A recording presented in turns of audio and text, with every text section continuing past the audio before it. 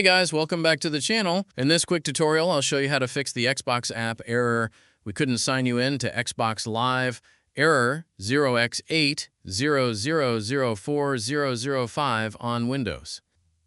Let's jump right into it. Go to Search and type Date and Time Settings.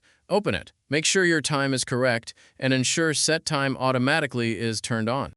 Scroll down and click Sync Now. This makes sure your system time is fully up to date. Check if you can sign in now.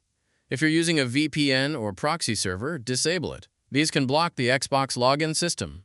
Once disabled, try signing in again. Solution 3.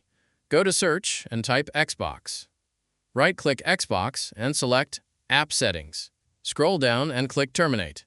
Then click Reset and click Reset again to confirm. Wait for it to finish, then try signing in. Solution 4. Go to Search and type CMD. Right-click it and select Run as Administrator. Click Yes.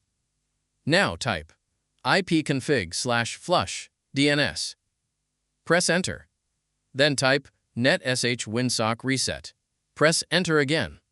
Restart your computer. That's it.